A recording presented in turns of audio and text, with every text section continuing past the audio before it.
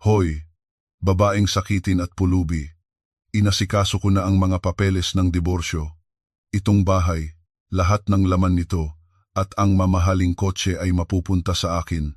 Kapag natapos na ang lahat ng ito, pakakasalan ko na ang girlfriend ko. Sinigawan ako ng asawa ko, inanunsyo ang aming paghihiwalay, at pinalayas ako habang ako'y may malubhang karamdaman. Kinuha niya ang lahat, sa pag-aakalang nakuha niya na ang lahat. Akala niya, nanalo na siya. Pero nagkakamali siya. Makalipas ang ilang araw, siya naman ang tatawag sa aking umiiyak. Bago magsimula ang kwento, paki-comment naman kung taga saang lugar sa Pilipinas kayo na nanonood nito. Huwag kalimutang mag-like at mag-subscribe para patuloy na lumago ang ating channel at makapaghatid pa ng mas maraming kwento. Nakahiga si Corazon sa malawak na kama na pakiramdam niya'y nagyayelo, ngunit ang buong katawan niya'y nag-aapoy sa lagnat. Ang manipis na duster na madalas niyang isuot pambahay ay basang-basa na ng pawis. Tuyo at masakit ang kanyang lalamunan. Bawat paghinga niya'y may kasamang kirot. 2 araw na siyang nakaratay, walang kalaban-laban. Kaninang umaga, nakiusap siya sa asawang si Joaquin na ibili siya ng gamot sa lagnat at antibiotic, pero gabi na'y wala pa rin ito. Ang malaking bahay ay tahimik, sobrang tahimik. Tanging ang tiktak ng wall clock sa sala ang maririnig, na parabang binibilang ang natitirang pasensya niya. Sinubukan ni Corazon na abutin ang baso ng tubig sa bedside table, pero nanginginig ng husto ang kanyang mga kamay. Nahulog ang baso sa makapal na carpet at natapon ang kaunting tubig na natitira. Napapikit na lang si Corazon, tinitiis ang pagkadismaya. 1 taon nang nagbago si Joaquin, simula nang ma-promote itong department head sa kumpanya nito. Naging arugante ang pag-uugali. Madalas itong umuwi ng hating gabi at laging sinisisi si Corazon sa kahit anong maliit na bagay. Ang pinakamatindi ay noong 3 buwan na ang nakalipas, nang magsimulang madalas umubo at madaling mapagod si Corazon. Hindi kailanman nagpakita ng awa si Joaquin. Sa halip, tinawag pa siyang babaeng sakitin. Tila nakalimutan na nito na si Corazon ang asawang sumama sa kanya mula noong wala pa silang wala, mula pa noong nakatira sila sa isang maliit na inuupahang apartment sa Cubao, NNNGG. Narinig ang ugong ng sasakyang pumasok sa garahe. Nakaramdam ng kaunting ginhawa si Corazon. Sa wakas, umuwi na si Joaquin. Siguradong dala na nito ang mga gamot. Sinubukan ni Corazon na umupo ng tuwid, isinasandal ang nananakit na likod sa headboard ng kama. Hinintay niyang buksan ni Joaquin ang pinto at dalhin sa kanya ang gamot. Bumagsak ang pagsara ng pinto sa ibaba at narinig ang mabibigat at mabilis na yabag. Hindi iyon mga yabag ng isang taong nag-aalala. Iyon ay mga yabag ng isang taong galit. Bumukas ng malakas ang pinto ng kwarto at tumambad ang matikas na anyo ni Joaquin. Suot pa rin niya ang kanyang malinis na business shirt. Maayos ang suklay ng kanyang buhok at guwapo ang kanyang mukha, pero ang tingin na ipinupukol niya kay Corazon ay puno ng pagkasuklam. Sa kanyang mga kamay, walang supot mula sa botika. Ang dala niya ay isang makapal na brown folder. Joaquin, garalgal at mahina ang boses ni Corazon. Yung gamot ko? Sobrang sakit ng ulo ko, mahal. Nilalagnat ako. Tumawa si Joaquin. Isang tawang sintunado at masakit pakinggan. Gamot? May dala akong mas maganda pa sa gamot. Ito ang gamot para sa ating dalawa. Gamot na magpapagaling sa buhay ko, sabi ni Joaquin. Lumapit siya at ihinagis ang brown folder sa kumot na nakatakip sa mga binti ni Corazon. Napapitlag si Corazon, tinitingnan ang folder nang may pagtataka. Ano to, mahal? Buksan mo para hindi ka mamatay sa kuryosidad, tugon ni Joaquin, malamig at matalim ang tono. Gamit ang natitirang lakas, kinuha ni Corazon ang folder. Nanginginig ang kanyang mga daliri habang pinipilit buksan ang sobre. Inilabas niya ang ilang pirasong papel. Sa pinakataas na linya, nabasa niya ang mga salitang petition for annulment. Tila huminto ang mundo ni Corazon. Kinapos siya ng hininga. Ang init na nararamdaman niya ay biglang naglaho, na parabang pinalitan ng lamig na tumatagos hanggang sa kanyang mga buto. Tumingin siya kay Joaquin, hinahanap sa mga mata ng asawa ang kahit katiting na pag-aalinlangan, pero ang tanging nakita niya ay kasiyahan. Annulment? Bulong ni Corazon. hindi makapaniwala. Bakit ka nagulat? Panguuyam ni Joaquin. Umupo ito sa gilid ng kama, pero malayo sa kanya, na parabang nandidiri kay Corazon. Hoy, babaeng sakitin at pulubi, sa tingin mo ba gusto kong gugulin ang natitirang buhay ko sa pag-aalaga sa isang inutil na tulad mo? Inayos ko na ang lahat. Tumayo ulit si Joaquin at naglakad-lakad sa kwarto na parang nagtatalumpati. Sawang-sawa na ako. Sawang-sawa na akong makita kang umuubo araw-araw. Sawang-sawa na akong makita kang nakahandusay sa kama na walang lakas. Pabigat ka. Pabigat ka sa buhay ko. Mahal, anong ginawa kong mali? Sinubukan ni Corazon na magsalita, pero nagsimula ng mamuo ang mga luha sa kanyang mga mata. Ang kasalanan mo? Ang kasalanan mo ay ang pagiging mahirap. Wala kang maibigay sa akin. Itinuro ni Joaquin ang paligid ng marangyang kwarto. Tingnan mo ang lahat ng itong bahay, lahat ng mamahaling muebles, ang sports car sa garahe, lahat, yan ay magiging akin. Ako ang naghirap para sa lahat ng ito. Lahat yan ay nakapangalan sa akin. Hindi umimik si Corazon. Sa likod ng kanyang mga mata, mayroong isang bagay na hindi mabasa ni Joaquin. Inakala ni Joaquin na ang pananahimik ni Corazon ay senyales ng pagkatalo. Nakikinig ka ba? Wala kang makukuhang kahit isang kusing. Conjugal property? Huwag ka nang mangarap. Wala kang dinala sa bahay na to at wala kang dadalhin pag-alis mo. Tapos, sinabi ni Joaquin ang mga salitang dumurog sa kung ano pa ang natitira sa puso ni Corazon. Kapag natapos na to, sabi niya, nagliwanag ang mukha, pakakasalan ko na ang girlfriend kong si Valerie. Mas malusog siya, mas maganda, at higit sa lahat, naiintindihan niya ang posisyon ko bilang isang matagumpay na lalaki. Hindi tulad mo, napapikit si Corazon. Kaya pala, may ibang babae, hindi pamilyar ang pangalan, pero ang sakit ay totoong totoo. Ayoko nang makita ang pagmumukha mo sa bahay na tubukas ng umaga, malupit na dagdag ni Joaquin. Bibigyan kita hanggang sa pagsikat ng araw, umalis ka sa bahay na tubukas ng umaga.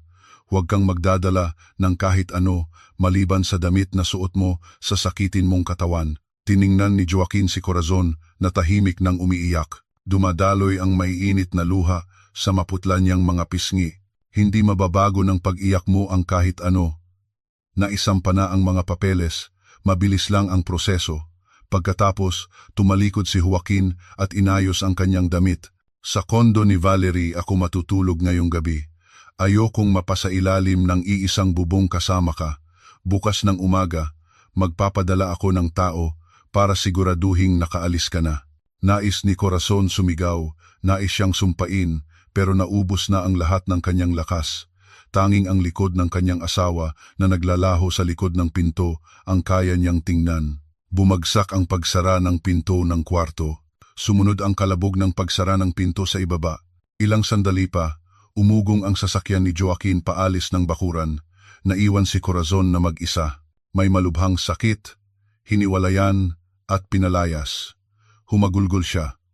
Ang sakit sa kanyang puso ay mas matindi pa kaysa sa lagnat na sumusunog sa kanyang katawan. Iniyakan niya ang kanyang wasak na pagsasama at ang malupit na kataksilan. Matapos umiyak ng 15 minuto, tumigil si Corazon. Huminga siya ng malalim. Pinunasan niya ng marahas ang kanyang mga luha. Sa gitna ng sakit, may ibang lumitaw. Isang bagay na malamig, matigas at mapanuri. Ang kanyang mukha na dating maputla ay tumigas ngayon. Kinapa niya ang ilalim ng unan. Hindi ito ang unan na madalas niyang gamitin. Isa itong ekstrang unan na lagi niyang iniiwan doon. Nasalat ng kanyang mga daliri ang isang matigas at manipis na bagay. Hinugot niya ito. Isa itong smartphone na may pinakabagong modelo, mas sopistikado kaysa sa luma niyang telepono sa bedside table. Ang teleponong iyon ang kanyang nag-iisang sikreto, isang bagay na hindi alam ni Joaquin na umiiral. Walang lock pattern ang telepono. Fingerprint niya ang nagbubukas dito. Umilaw ang screen, nagpapakita ng isang blankong wallpaper. Walang social media apps, tanging mga naka-encrypt na business applications. Binuksan ni Corazon ang nag-iisang contact na nakasave sa pangalang Direktora Pilar. Binuksan ni Corazon ang nag-iisang contact na nakasave sa pangalang Direktora Pilar Torres. Pinindot niya ang call button. Kumakabog ang kanyang dibdib, hindi dahil sa sakit, kundi sa galit na nagsisimula ng umusbong sa kanya. Sumagot ang tawag sa unang ring pa lang. Sa kabilang linya, narinig ang kalmado at propesyonal na boses ng isang babae. Magandang gabi, Ma'am Corazon. Napatawag po kayo ng ganitong oras. Ayos lang po ba kayo? Nabalitaan ko pong may sakit kayo. Huminga ng malalim si Corazon, sinusubukang pakalmahin ang nanginginig niyang boses. Direktora Torres, sabi niya, garalgal ang boses ngunit napakalamig ng dating. Contingency plan, i-activate mo na. Nagkaroon ng maikling katahimikan sa kabilang linya. Pagkatapos, naging seryoso ang boses ni Direktora Torres. Naiintindihan ko, ma'am. Anong nangyari? Pinalayas ako, sabi ni Corazon. Hiniwalayan ako ni Joaquin, akala niya isa akong inutil at pulubing sakitin. Diyos ko, ang kapal ng mukha ni Mr. Joaquin, pasitsit ni Direktora Torres. Direktora, masama ang pakiramdam ko. Napakataas ng lagnat ko. Kailangan ko ng medical evacuation. Ayokong pumunta sa ordinaryong ospital. Pumunta kayo sa bahay at sunduin niyo ako. Dalhin niyo ang private medical team ng St. Luke's Private Clinic. Walang sirena. Gawin niyo ng tahimik. Ayokong may makaalam. Naiintindihan po, ma'am. Ang VVIP medical team ay darating diyan sa loob ng 30 minuto. Ako mismo ang susundo sa inyo. Kakayanin niyo po bang maghintay? Tiningnan ni Corazon ang mga papeles ng annulment sa kumot. Gamit ang natitirang lakas, kinuyumos niya ang papel sa kanyang kamao. Kailangan kong kayanin, Direktora. Nagsisimula pa lang ang laro. Ibinaba niya ang telepono.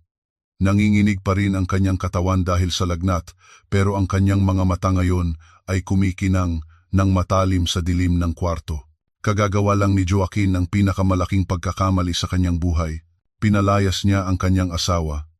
Hindi niya alam na pinalayas niya ang may-ari ng Corazon Holdings, isang global corporation na may buwanang net profit na 85 milyong piso. Naghintay si Corazon sa nakakabinging katahimikan. Bawat tiktak ng orasan sa dingding ay parang martilyo. Mahigpit niyang hinawakan ang kanyang sikretong telepono. Magulo ang isip niya. Natatakot siyang biglang bumalik si Joaquin. Natatakot siyang madelay ang medical team. Ang katawan niya ay pabalik-balik sa pagitan ng panginginig at nag-aapoy na init. Eksaktong 25 minuto ang lumipas. Tahimik na nag-vibrate ang kanyang telepono. Isang text message mula kay Direktora Torres. Nandito na kami. Hindi nakalock ang pinto. Papasok na ang team. Nakahinga ng maluwag si Corazon. Inaasahan na niyang hindi ilalock ni Joaquin ang pinto. Masyadong arugante ang lalaking iyon para isiping may magagawa ang kanyang asawang halos mamatay na. Gamit ang natitirang lakas, inalis ni Corazon ang kumot. Dumampi ang kanyang mga paa sa malamig na sahig ng carpet. Umikot ng husto ang kanyang ulo. Muntik na siyang matumba, pero kumapit siya sa poste ng kama. Kailangan niyang umalis. Nanginginig ang mga kamay na kinuha niya ang isang mahabang coat na nakasabit sa likod ng pinto. Isinuot niya ito. Ayaw niyang umalis sa bahay na ito sa isang kahabag-habag na estado. Hindi niya hahayaang kunin ni Joaquin ang kanyang dignidad. Dahan-dahang bumukas ang pinto ng kwarto. Nagulat sandali si Corazon. Pero nakita niya ang 2 taong nakaunipormeng itim. Hindi ito ang karaniwang puting uniforme ng nurse. Mabilis at tahimik silang kumilos. Sa likod nila ay lumitaw si Direktora Torres, isang babaeng nasa edad 50, may matatag ngunit mabait na mukha, nakasuot ng malinis na business suit. Nagpakita ng matinding pag-aalala ang kanyang mukha nang makita ang kalagayan ni Corazon. Ma'am Corazon, bulong ni Direktora Torres. Handa na ako, Direktora, mahinang sagot ni Corazon. Isakay niyo si Ma'am Corazon sa portable stretcher, utos ni Direktora Torres sa medical team. Agad na inilatag ng team ang isang foldable stretcher. Maingat nilang tinulungan si Corazon na humiga. Ma'am, injectionan po namin kayo ng pansamantalang pampababa ng lagnat para maging komportable kayo sa biyahe, sabi ng isa sa medical team. Tumangulang si Corazon. Naramdaman niya ang bahagyang tusok sa kanyang braso at di nagtagal ay kumalat ang malamig na pakiramdam. Habang binubuhat siya, Huling sinulyapan ni Corazon ang kisame ng kwarto, ang kwartong siya mismo ang nagdekorasyon, ang kwartong naging tahimik na saksi sa pagbabago ng ugali ni Joaquin. Inilabas siya sa kwarto at dumaan sa marangyang sala. Napako ang tingin ni Corazon sa malaking wedding picture na nakasabit sa dingding. Isang larawan niya at ni Joaquin na masayang nakangiti. Ang Joaquin ng nakaraan na kilala niya, ang Joaquin na malambing at mapagmahal. Ngayon, ang larawang iyon ay parang isang panunuya. Iwanan ang lahat. Huwag magdala ng kahit ano. Bulong ni Corazon. Siyempre, ma'am, wala tayong kailangan mula rito. Matatag na sagot ni Direktora Torres. Lumabas sila sa pangunahing pinto. Sa harap ng bahay, walang nakaparking na magarbong ambulansya.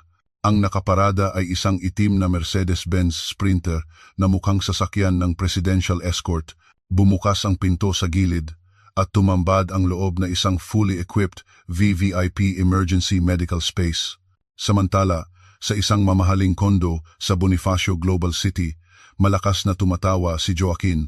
Nagsalin siya ng soft drink sa isang matangkad na baso para kay Valerie, isang bata at magandang babae na nakasuot ng manipis na nightgown.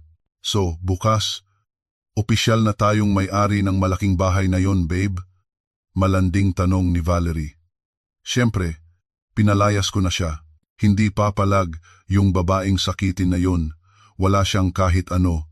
Bukas, ipapapalit ko lahat ng susi at sa makalawa, pwede na nating simulan ang pag-remodel ng kwarto, sabi ni Joaquin habang inaakbayan si Valerie. Nakaka-excite. Sa wakas, magiging atin na ang lahat ng to, hiyaw ni Valerie. Itinaas ni Joaquin ang kanyang baso.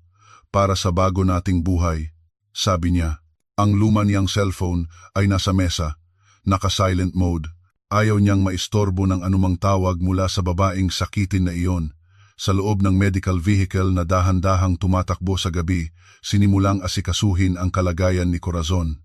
Isang doktor na naghihintay sa loob ng sasakyan, ang agad nagkabit ng IV drip, temperatura, patruzet shidoije. Medyo malalang impeksyon pero tinutugunan na natin. Kailangan natin siyang madala agad sa ospital para sa intensive care, sabi ng doktor. Si Direktora Torres ay nakaupo sa isang silya sa tabi ng kama ni Corazon. Tinitingnan niya ang maputlang mukha ni Corazon na may pag-aalala. Ma'am, kailangan niyong magpakatatag. Inihanda na namin ang lahat sa St. Luke's Private Clinic. Napapikit si Corazon. Nagsisimula ng umepekto ang gamot sa lagnat.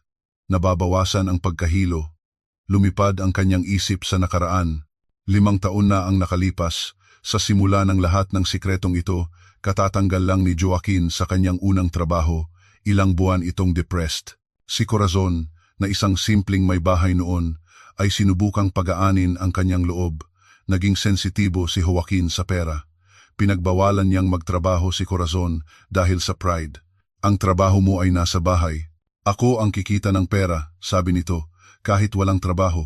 Pero si Corazon, na may lihim na degree sa pharmacy, ay naiinip. Marami siyang ideya. Sa kanyang libreng oras, sa pagitan ng mga gawaing bahay, nagsimula siyang mag-eksperimento sa kusina, hindi sa pagluluto, kundi sa pag-formulate ng mga skincare product gamit ang mga organic na herbal ingredients. Naalala niya ang mga lumang recipe na minana sa kanyang lola. Ginamit niya ang lahat ng kanyang personal na ipon para bumili ng mga dekalidad na raw materials. Matapos ang ilang buwang pagsubok, nakagawa siya ng isang facial serum at isang whitening cream na may kamangha-manghang epekto. Sinubukan niya ito sa sarili at hindi kapani-paniwala ang mga resulta. Si Joaquin, na abala sa paghahanap ng trabaho, ay hindi siya pinansin. Ang alam lang niya ay abala ang asawa niya sa paglalaro sa kusina. Naglakas loob si Corazon. Nagbukas siya ng isang maliit na online shop. Noong una, sa mga kakilala lang siya nagbebenta, pero kumalat ang balita tungkol sa kanyang mga produkto. Dumami ang mga order. Noon nahanap ni Joaquin ang bagong trabaho. Medyo maganda ang sahod nito. Nagsimula itong maging arogante. Madalas niyang makita si Corazon na abala hanggang hating gabi sa luma niyang telepono, sumasagot sa mga order ng customer. Binibigyan kita ng pera, tapos nakatutok ka pa rin sa telepono mo. Parang wala kang magawa, sigaw ni Joaquin Ismer. Binibigyan kita ng pera, tapos nakatutok ka pa rin sa telepono mo. Parang wala kang magawa, sigaw ni Joaquin isang gabi. Nanahimik lang si Corazon. Kakasara lang niya ng isang deal na nagkakahalaga ng 1.5 milyong piso noong gabing iyon. Ang turning point ay nang makilala niya si Direktora Pilar Torres sa isang seminar para sa mga babaeng negosyante. Dumalo si Corazon bilang kalahok. Si Direktora Torres ang guest speaker. Si Direktora Torres ay isang dating top executive ng isang multinational company na nag-early retirement. Nilakasan ni Corazon ang kanyang loob na lapitan si Direktora Torres pagkatapos ng event. Ipinakita niya ang kanyang mga produkto at isang business proposal na sulat kamay. Namangha si Direktora Torres sa potensyal ni Corazon. Napakahusay ng produktong ito, Miss Corazon, at ang iyong business strategy ay napakatibay, sabi ni Direktora Torres noon. Sa madaling salita, pumayag si Direktora Torres na sumali hindi bilang investor, kundi bilang partner. Nais ni Direktora Torres na bumalik sa trabaho at nakita niya ang vision ni Corazon. Itinatag nila ang Corazon Holdings o CH. Si Corazon ang may-ari at utak sa likod ng lahat ng produkto. Si Direktora Torres ang CEO, ang mukha ng kumpanya. Isa lang ang hiling ni Corazon na huwag lumabas ang kanyang pangalan kahit saan. Nais niyang manatiling ordinaryong asawa ni Joaquin. Sa kabalintunaan, sa tulong ng network ni Direktora Torres, umaasa siyang si Joaquin sa pagiging matagumpay sa bagong trabaho ay magiging isang mas mabuting asawa. Pero nagkamali si Corazon. Habang nagiging mas matagumpay si Joaquin, lalo siyang nagiging arugante. Ang CH naman ay sumabog sa paglago. Mula sa skincare, lumawak sila sa luxury fashion. Ang mga high-end na damit at accessories na dinisenyo ni Corazon ay naging sikat sa local at international markets, New York, Paris, Shanghai at maging sa Tokyo. Ang buwanang net profit na o 85 milyong piso ay isang konserbatibong numero. Iyon ang personal na net income ni Corazon. Bukod pa, sakita ng kumpanya na 10 beses na mas malaki. Itinago ni Corazon ang lahat ng kayamanang ito. Namuhay pa rin siya ng simple. Kahit noong gusto ni Joaquin na bilhin ang luxury house at sports car, kailangan itong kumuha ng malaking loan sa bangko. Ipinagyabang ni Joaquin na nakuha niya ang loan dahil sa kanyang magandang performance sa trabaho. Hindi alam ni Joaquin na ang kanyang business loan, na muntik nang malugi 1 taon na ang nakalipas, ay lihim na binili ng buo ng isang investment company at ang kumpanyang iyon ay isang subsidiary ng CH. Ang luxury house at sports car na ipinagmamalaki niya na siyang collateral ng loan na iyon. Ngayon, legal na hindi na ito pag-aari ng bangko, kundi ng CH, ibig sabihin ni Corazon. Nagmulat ng mata si Corazon. Ang medical vehicle ay papasok na sa VVIP area ng ospital. Direktora, tawag ni Corazon. Mahina pa rin ang kanyang boses, pero ang kanyang tingin ay kasing talim ng bakal. Opo, Ma'am Corazon. Lumapit si Direktora Torres. Kinuha ni Joaquin ang bahay at kotse. Sabi niya, kanya raw lahat yun, nakapangalan sa kanya. Bahagyang ngumiti si Direktora Torres, isang makahulugang ngiti. Nakalimutan niya, ma'am, kung sino ang nagbayad ng kanyang business loan sa BDO, 1 taon na ang nakalipas. Noong muntik na siyang mabankrupt, pagpapatuloy ni Corazon. Nakalimutan niya na ang collateral ng loan na yun ay ang bahay at sports car na ipinagyayabang niya araw-araw. At tiyak na hindi niya alam, dagdag ni Direktora Torres, na ang investment company na bumili ng lahat ng utang niya sa bangko ay ang Corazon Holdings. Nagkaroon ng sandaling katahimikan. Ang doktor at nurse sa loob ng sasakyan ay propesyonal na nagkunwaring walang narinig sa lihim na pag-uusap. Direktora Torres, sabi ni Corazon, simulan mo na ang proseso ng asset recovery. Kailan ko po sisimulan, ma'am? Tiningnan ni Corazon ang mga ilaw sa poste na dumadaan sa bintana. Pinalayas niya ako ngayong gabi. Aakalain niyang bukas ng umaga ay isa na akong pulubi. Gusto kong i-enjoy niya muna ang tagumpay niya kasama ang babaeng yon. Bigyan mo siya ng 3 araw para i-enjoy ang tagumpay niya. Tumango si Direktora Torres. 3 araw. Ituring na lang natin yon na huling libreng upa na ibinibigay niya sa atin. Pagkatapos ng 3 araw, kikilos na ang legal team natin. Sa eksaktong 3 araw, babawiin natin ang lahat ng nararapat na sa inyo, ma'am. Mabuti. Muling ipinikit ni Corazon ang kanyang mga mata. Ngayon, mag-focus muna kayo sa pagpapagaling sa akin. Kailangan kong maging malusog para makita ko ang wasak niyang mukha. Huminto ang medical vehicle sa isang pribadong lobby. Naghihintay na ang isang team ng mga espesyalistang doktor. Inilipat si Corazon sa isang presidential treatment suite. Malayo roon, mahimbing na natutulog si Joaquin sa mga bisig ni Valerie na nanaginip ng kanyang magandang bagong buhay, walang kamalay-malay na ang kanyang totoong buhay ay magwawakas sa loob ng 3 araw. Napakatamis ng tagumpay para kay Joaquin. Nagising siya sa mamahaling kondo ni Valerie. Ang sinag ng araw sa umaga ay pumapasok sa matataas na bintana, pinaliliguan ang kwarto ng ginintuang liwanag. Natutulog pa si Valerie sa kanyang tabi, mahigpit na nakayakap sa kanyang braso. Tiningnan ni Joaquin ang magandang mukha at napangiti ng may kasiyahan. Nagtagumpay siya. Naalis na niya ang pabigat sa kanyang buhay, ang babaeng sakitin na si Corazon. Naisip niya na sa mga oras na ito, umiiyak si Corazon sa isang bus station, sinusubukang bumalik sa mahirap na bahay ng kanyang mga magulang. Huminga ng tawa si Joaquin. Hindi na niya problema iyon. Ang kanyang bago at maningning na buhay ay magsisimula ngayon. Good morning, babe. Narinig ang malambing na boses ni Valerie. Nagmulat ito ng mata. Anong oras na? Nakaalis na ba? Yung babaeng yun sa bahay natin? Siguradong nakaalis na yun, may kumpiyansang sagot niya. Sinabi ko sa kanya na umalis bago mag-umaga. Wala siyang pagpipilian, wala siyang pera, walang kapangyarihan, isa lang siyang mahinang babae na umaasa sa akin. Ngumiti ng malaki si Valerie. Bumangon ito sa kama, dumulas ang kanyang silk na nightgown, inilalantad ang kanyang mga balikat. Great! Excited na akong lumipat doon. Maganda tong kondo, pero palasyo ang bahay na yon. At ako ang magiging reyna. Siyempre, babe. Kahit ano para sa'yo, sabi ni Joaquin. Halika na. Maghanda ka. Sa bago nating bahay tayo mag-aalmusal.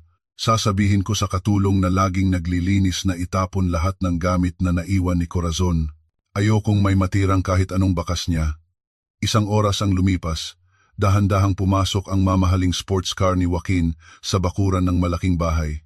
Bumaba si Joaquin sa kotse na may suot na sunglasses na parang isang hari. Si Valerie ay aroganteng nakakapit sa kanyang braso. Binuksan ni Joaquin ang pinto. Welcome to our palace, my queen, sabi niya. Pumasok sila. Kakaiba.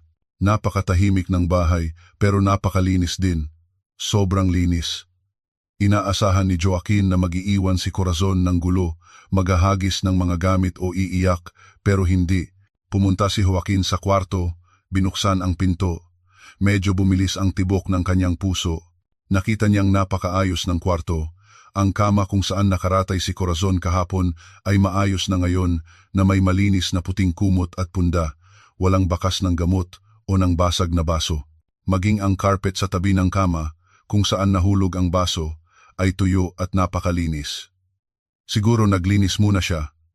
Bulong ni Joaquin. Naguguluhan. Buti naman at umayos siya, sabi ni Valerie mula sa likod. Naging kapaki-pakinabang din siya sa huling pagkakataon. Medyo hindi komportable si Joaquin. Kakaiba, paanong ang isang babaeng may mataas na lagnat ay nakapag-ayos ng kwarto ng ganito kalinis at nasaan ang maruruming kumot? Tiningnan niya ang aparador. Wala na ang mga simpleng damit ni Corazon, ang kanyang mga mahahabang bestida at mga alampay. Ang mga drawer sa tokador ay wala na ring laman. Umalis na nga talaga siya, sabi ni Joaquin. Sa wakas ay nakaramdam ng ginhawa. Iwinaksi niya ang pag-aalala. Siguro tumawag siya ng taxi at nagdala ng isang maliit na maleta. Mas mabuti, malinis na hiwalayan. Siyempre malinis. Ngayon, sukatin na natin tong kwarto, sigaw ni Valerie na may sigla. Gusto kong palitan tong kama, masyadong luma. Gusto ko ng bilog na kama na may canopy at itong mga pader, kailangan pinturahan. Gusto ko ng kulay ginto.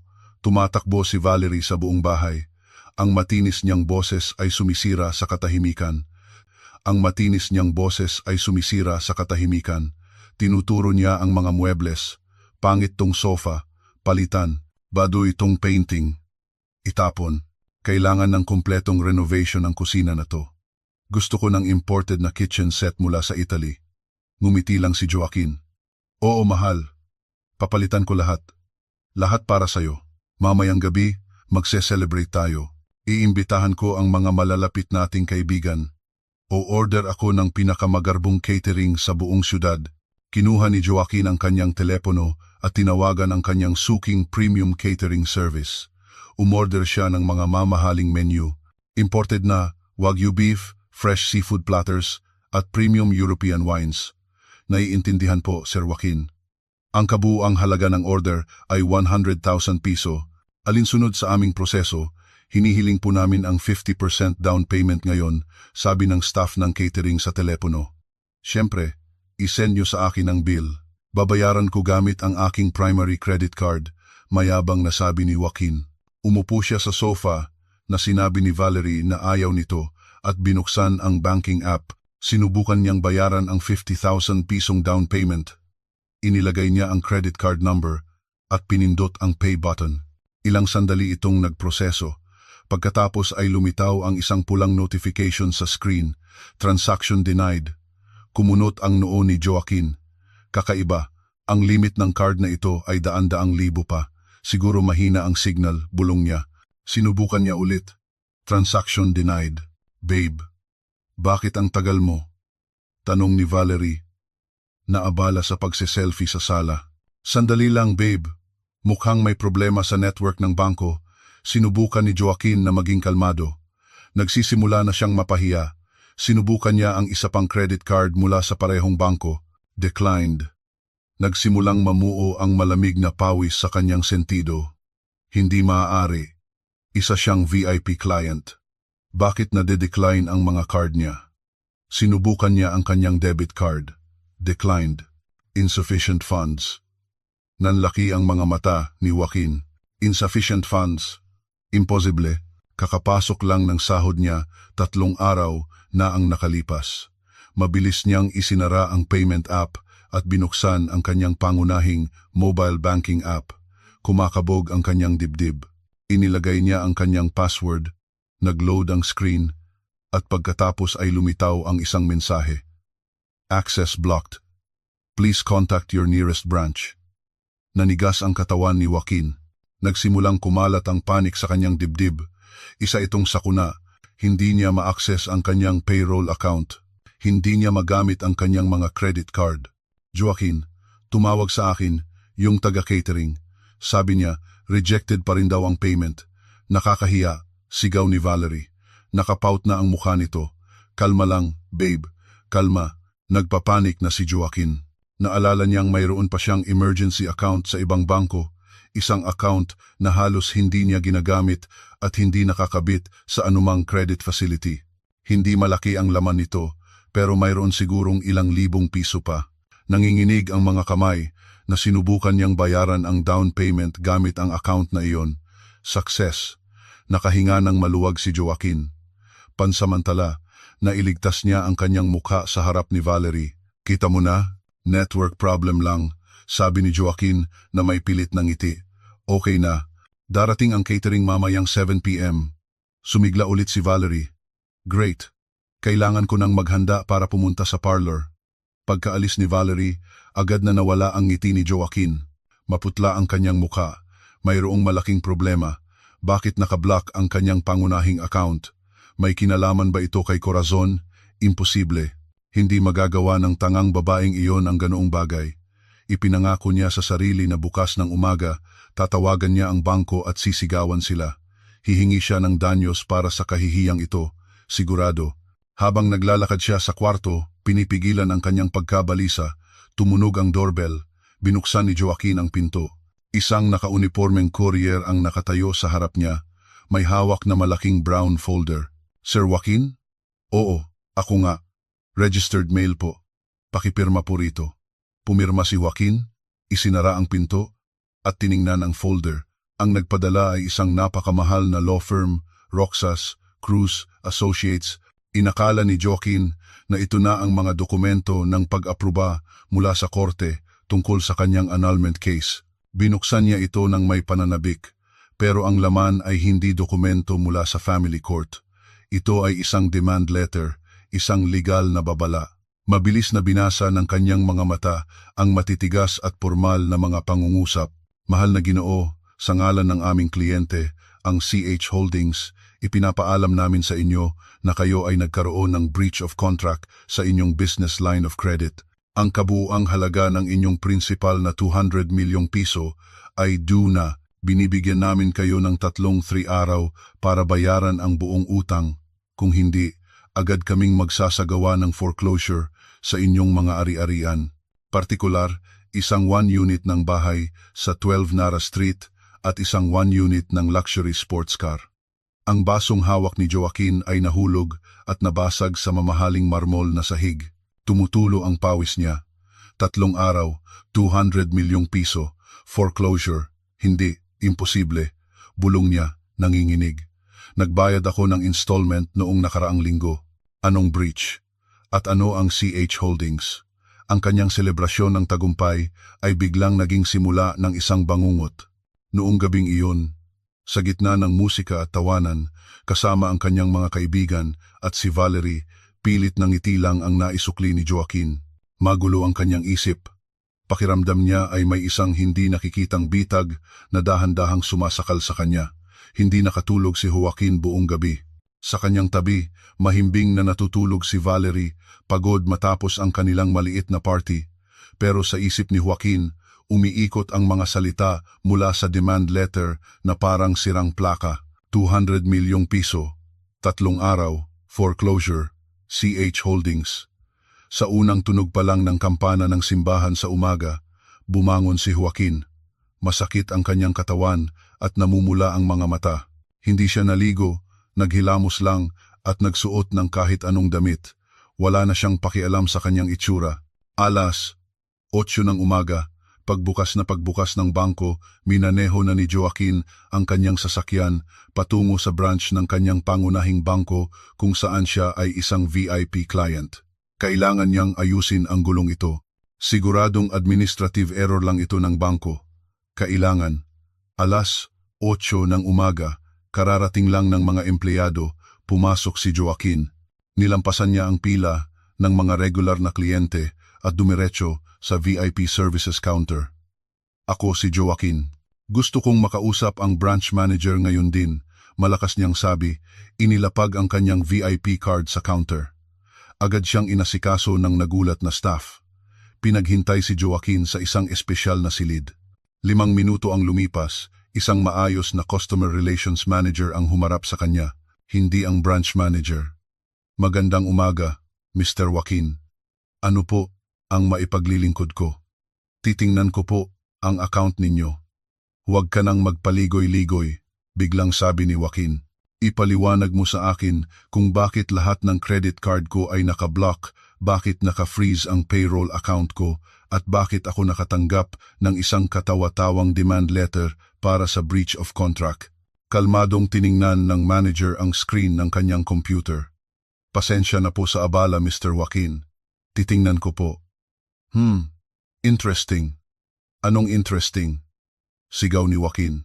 Tumingin ang manager. Hindi po kami ang nag-block ng inyong mga account at credit card, sir. Ang totoo po, 0 na talaga ang balanse ninyo at ubos na po ang credit limit ng inyong mga card. Imposible, sigaw ni Joaquin. Ang sahod ko ay daan-daang libo at ang limit ko ay milyon-milyon. Wala akong ginastos kahapon. Tama po, sir. Pero nakarehistro po sa aming sistema ang isang emergency automatic collection sa inyong business line of credit kagabi, 12/1 ng madaling araw. Ang collection na ito ang sumipsip sa buong balanse ng inyong payroll account at kasabay nito, inubos ang lahat ng natitirang limit ng lahat ng inyong credit card. Namutla si Joaquin. Emergency collection? Kaninong utos? Muling tiningnan ng manager ang screen. Hindi po utos namin, sir. Utos po iyan ng bagong may-ari ng inyong line of credit. Bagong may-ari? Ayon po sa aming data, Ang 200 milyong pisong business loan ninyo sa aming bangko ay naibenta 6 na buwan na ang nakalipas sa isang private equity firm na nagngangalang CH Holdings. Kami po ay nagsisilbi na lang na managing agency para sa buwanang pagbabayad ng installment. Nanikip ang dibdib ni Joaquin. CH Holdings. Bakit nila gagawin to? Hindi ako nag-miss ng ayon sa notifikasyong natanggap namin kagabi mula sa CH Holdings, idineklara kayong may breach of contract ayon sa loan sale agreement. Kapag may breach, may karapatan ang CH Holdings na pilit na kumuha ng pondo mula sa inyong mga account bilang paunang penalty at mukhang iyon nga po ang ginawa nila. Nang hina si Joaquin, napakapit siya sa gilid ng mesa. Paano? Paanong nagkaroon ng breach? Hindi po namin alam ang detalye, sir.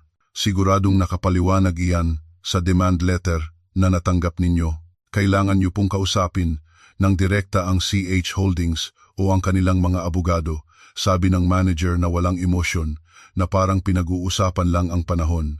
Lumabas si Joaquin sa bangko na parang lasing. Umiikot ang langit at basang-basa ng pawis ang kanyang damit. Umupo siya sa kanyang sports car, ang kotseng kukumpiskahin sa loob ng 3 araw. Nanginginig ang kanyang mga kamay. CH Holdings, ang pangalang iyon ulit.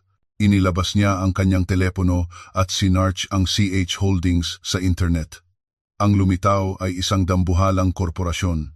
Corazon Holdings, isang conglomerate sa luxury fashion, global skincare at real estate. Ang logo nito ay nasa lahat ng dako. Nakita na ito ni Joaquin dati, pero hindi niya pinansin. Bakit? Bakit bibilhin ng isang napakalaking kumpanya ang maliit kong utang? Bulong niya sa sarili, desperado. Tapos naalala niya ang pangalan ng law firm sa demand letter, Roxas Cruz Associates. Nag-ipon siya ng lakas ng loob at tinawagan ang numero sa dokumento. Magandang umaga, ako si Joaquin. Nakatanggap ako ng demand letter sa ngalan ng CH Holdings. Siguradong may pagkakamali. Hindi ako nag-breach. Ang boses sa kabilang linya ay kalmado at malamig. Walang pagkakamali, Mr. Joaquin. Ang aming kliyente ay kumikilos ayon sa batas.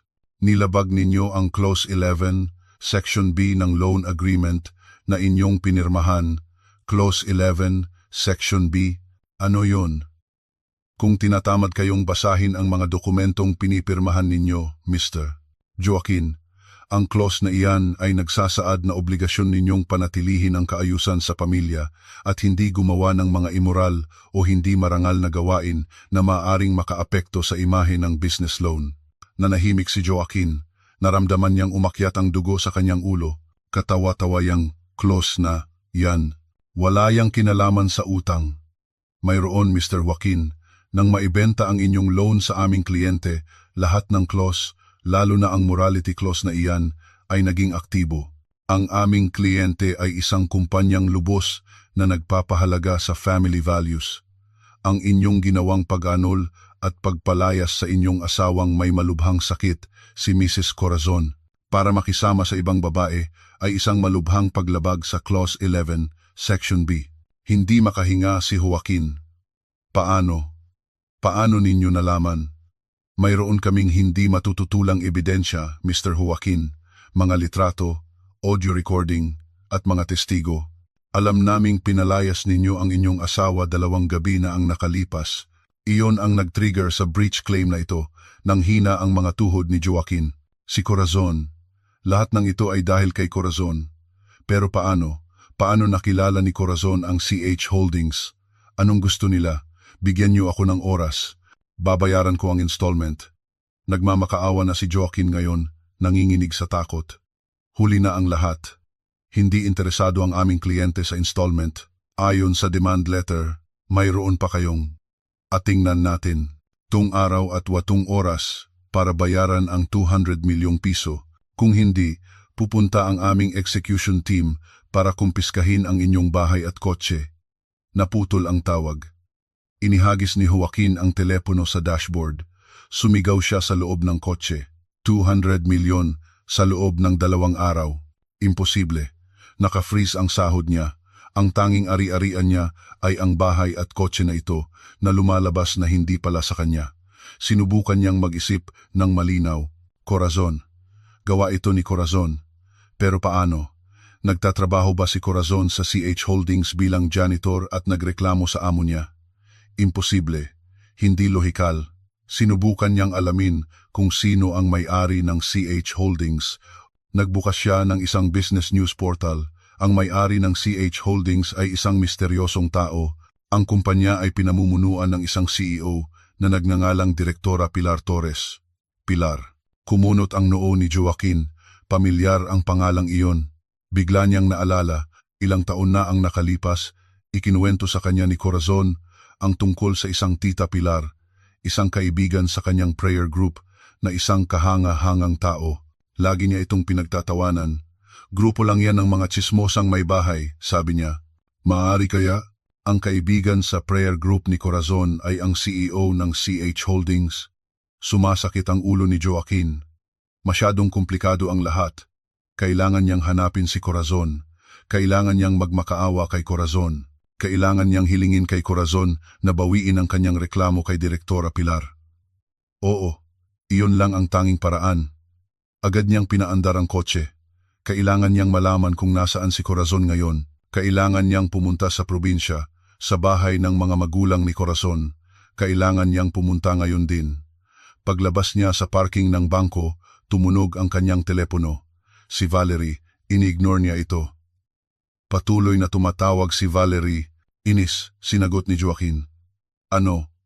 Babe, nasaan ka na? Bakit ka sumisigaw? Halika na rito. Yung credit card na binigay mo sa akin kanina, na-decline din sa parlor. Sobrang nakakahiya. May pera ka pa ba talaga? Hinampas ni Joaquin ang manibela. Isa pa to, may emergency ako. Bayaran mo muna gamit ang pera mo. Ano? Pera ko? Imposible. Mag-transfer ka sa akin ngayon din. Sabi ng may emergency ako. Binaba ni Joaquin ang tawag. Sa parlor, tulala si Valerie habang tinitingnan ang kanyang telepono. Ito ang unang beses na sinigawan siya ni Joaquin. Nagsimula siyang makaramdam na may mali. Ang mayamang lalaking ipinagmamalaki niya ay biglang nagkaproblema sa lahat ng kanyang card. Nagsimulang lumaki ang hinala sa kanyang isip. Wala nang pakialam si Joaquin kay Valerie. Tinapakan niya ang gas ng kanyang sports car. Kailangan niyang hanapin si Corazon. Luluhod siya sa paanan ni Corazon kung kinakailangan. Hindi niya alam na ang Corazon na hinahanap niya ay nagpapagaling na mula sa sakit, nakaupo sa kanyang opisina sa pinakamataas na palapag ng CH Holdings Building. Mino-monitor ang bawat panik na kilos ni Joaquin sa pamamagitan ng mga ulat mula sa kanyang legal team.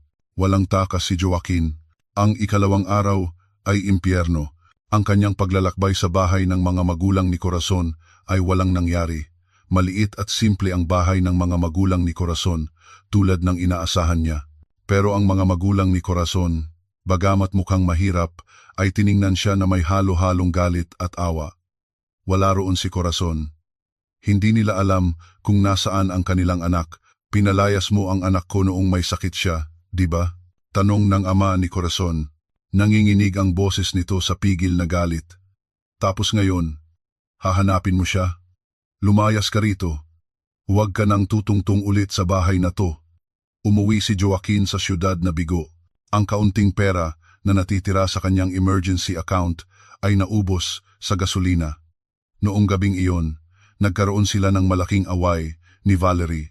Nais malaman ni Valerie kung ano ang nangyayari. Nasa bingit na ng pagkasira, umamin na si Joaquin. Sinabi niyang mayroon siyang administrative problem at pansamantalang naka-freeze ang kanyang mga account.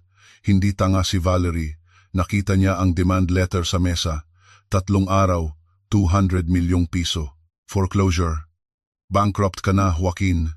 Hysterical na sigaw ni Valerie. Pansamantala lang to, aayusin ko. Kasalanan, to lahat ni Corazon. Sigaw ni Joaquin sa pagkadismaya.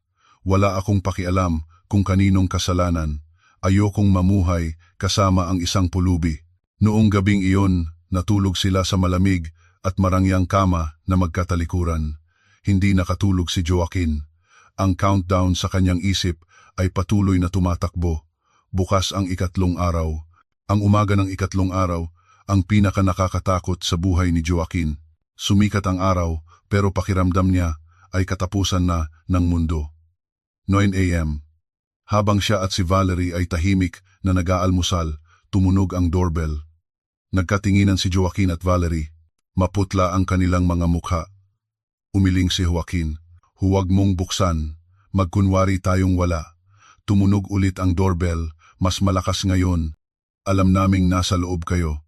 Kami ang execution team mula sa Roxas, Cruz, Associates Law Firm. Huminto ang tibok ng puso ni Joaquin. Nagsimulang umiyak si Valerie sa takot. Anong gagawin natin, Joaquin? Anong gagawin natin? Humikbi si Valerie. Si Joaquin, nataranta, ay tumakbo papunta sa likod na pinto. Naisip niyang tumakas sa hardin, pero pagbukas niya ng pinto ng kusina, dalawang matipunong security guard na ang nakatayo roon. Manatili po kayo sa loob, sir, matatag nilang sabi. Napapaligiran na si Joaquin. Bumalik siya sa sala. Nang magtagumpay ang legal team, nabuksan ang pinto sa tulong ng isang locksmith na dala nila, isang lalaking nakasuot ng malinis na suit ang pumasok na may hawak na folder. Sa likod niya, maraming court sheriff na may dalang mga notice of levy sticker. Mr. Joaquin, tapos na ang oras ninyo. Eksaktong 3 araw, malamig na sabi ng abogado. Sa utos ng korte, sisimulan na namin ang foreclosure proceedings sa bahay na ito at sa lahat ng ari-arian sa loob nito para bayaran ang utang sa aming kliyente, ang CH Holdings. Hindi, pakiusap, bigyan niyo pa ako ng oras. Lumuhod si Joaquin. Ang kanyang kayabangan ay biglang naglaho. Magbabayad ako, pangako. Bigyan niyo lang ako ng 1 linggo pa, umiling ang abogado. Binigyan na kayo ng sapat na oras. Sisimulan na ng aming team ang kanilang trabaho. Tanging ang mga personal na gamit na suot ninyo ang maaari ninyong dalhin. Mayroon kayong 15 minuto para kusang loob na umalis sa property na ito. 15 minuto, sigaw ni Valeria. Sa sandaling iyon, napagtanto ni Valerie ang katotohanan. Tiningnan niya si Joaquin na nakaluhod sa sahig, umiiyak na parang bata. Ang lalaking akala niya'y hari ay isa na ngayong pulubi. Tumigas ang mukha ni Valerie. Ayaw niyang lumubog kasama nito. Walang imik, tumakbo si Valerie sa kanyang kwarto. Valerie, saan ka pupunta? Tulungan mo ako, sigaw ng naguguluhang si Joaquin. Nagsimulang pumasok ang mga sheriff. Wala silang pakialam sa drama. Nagsimula silang magdikit ng mga sticker ng Livid by CH Holdings sa flat screen TV, sa mamahaling sofa, sa mga mamahaling painting. Sa labas, narinig ang ugong ng isang tow truck na darating para kunin ang sports car ni Joaquin. 5 minuto ang lumipas. Bumaba si Valerie. Hindi na siya umiiyak. Hila-hila niya ang 2 malalaking maleta na hindi alam kung kailan niya inihanda. Hindi niya pinansin si Joaquin na tulalang nakatingin sa kanya at dumiretso sa pinto. Valerie, iniiwan mo ako? Basag ang boses na sigaw ni Joaquin. Huminto si Valerie at lumingon. Ang kanyang mukha ay puno ng pagkasuklam. Iwanan ka. Siyempre, ayokong mamuhay kasama ang isang talunan at pulubing tulad mo. Akala ko hari ka, payaso ka lang pala. I-enjoy mo ang pagkasira mo mag-isa, Joaquin. Tumawag na ako ng taxi. Paalam. Lumabas si Valerie. Hila-hila ang kanyang mga maleta. Nilagpasan ang mga sheriff nang hindi na lumingon pa. Nanigas si Joaquin. Tinraidor at iniwan eksakto sa ginawa niya kay Corazon. 3 araw na ang nakalipas. Ang pagkakaiba, pinalayas si Corazon noong may sakit siya at iniwan siya ni Valerie sa tuktok ng kanyang pagkasira. Tapos na ang oras ninyo, Mr. Joaquin, sabi ng isang security guard, hinawakan ang braso ni Joaquin. Kinaladkad si Joaquin palabas ng sarili niyang bahay. Itinapon siya sa mainit na semento. Nakapajama pa rin siya. Nakita niya ang kanyang pinakamamahal na sports car na hinihila palabas ng garahe. Nakita niya ang pinto ng kanyang bahay na kinakandena at sinisilyuhan. Wala na ang lahat. Sa loob ng 3 araw, napaupo si Joaquin sa bangketa, walang magawa. Pinagtitinginan siya ng mga dumaraan. Ang lalaking dating mayabang ay isa na ngayong palabas. Mag-isa siya, walang pera, walang bahay, walang sinuman. Sa kanyang matinding takot, sa kanyang hindi mailarawang kahihiyan, isang pangalan lang ang naiisip ng kanyang utak. Ang pinagmulan ng lahat ng ito, si Corazon. Kinapa niya ang kanyang mga bulsa. Naroon pa rin ang luma niyang telepono. Hindi na niya alam kung sino ang tatawagan. Nais niyang sumpain si Corazon. Kailangan niyang magmakaawa kay Corazon. Hindi niya alam. Kailangan niya lang maglabas ng sama ng loob. Nanginginig ang mga kamay na hinanap niya ang Corazon, asawa ko, sa kanyang contacts. Pinindot niya ang call button. Hindi niya inaasahang sasagot ito. Baka nagpalit na ng numero o patay ang telepono. Pero nagring ito. 1 beses, 2 beses, at sa ikatlong ring, sumagot. Hello? Ang boses ay kay Corazon. Pero hindi ito ang mahina at sakiting boses. Ito ay ang kalmado, malinaw, at malamig na boses ng isang babae. Si Joaquin, na dapat sana'y magagalit, ay biglang naramdamang napakaliit. Umiyak siya. Bigla na lang siyang humagulgol. Iyon ay iyak ng isang talunan. Corazon. Hysterical niyang sigaw. Corazon, tulungan mo ako. Pakiusap. Corazon, hindi ko alam kung anong nangyari. Kinuha nila ang bahay natin, kinuha nila ang kotse, pinalayas nila ako. Nasa kalye ako. Corazon, bakit nangyari to? Sa ika-4 na palapag ng CH Holdings Building, sa loob ng isang VVIP treatment suite na ngayon ay ginawang pansamantalang marangyang opisina, tahimik na nakaupo si Corazon. Hindi na siya nakaratay sa kama, malusog siya, masigla, at napakadangal. Isang emerald green na satin headscarf ang nagbibigay diin sa kanyang mukha na ngayon ay mukhang determinado. Sa harap niya, si Direktora Torres at ilang department head ay nasa isang meeting. Ang lumang telepono na ipinakuha ni Corazon kay Direktora Torres mula sa bahay ay nag-vibrate sa mesa. Ang pangalang Joaquin ay kumikislap sa screen. Huminto ang meeting. Lahat ng mata ay napunta kay Corazon. Itinaas ni Corazon ang isang kamay. Pinapatahimik ang lahat. Tumingin siya kay Direktora Torres at bahagyang ngumiti. Pinindot niya ang speakerphone button para marinig ng lahat sa silid. Agad na pinuno ng hysterical na pag-iyak ni Joaquin ang kwarto. Corazon, tulungan mo ako, pakiusap. Corazon, hindi ko alam kung anong nangyari. Kinuha nila ang bahay natin, kinuha nila ang kotse, pinalayas nila ako. Nasa kalye ako, Corazon. Bakit nangyari to? Hinintay ni Corazon na matapos humagulgol si Joaquin. Sumenya siya sa iba na manahimik.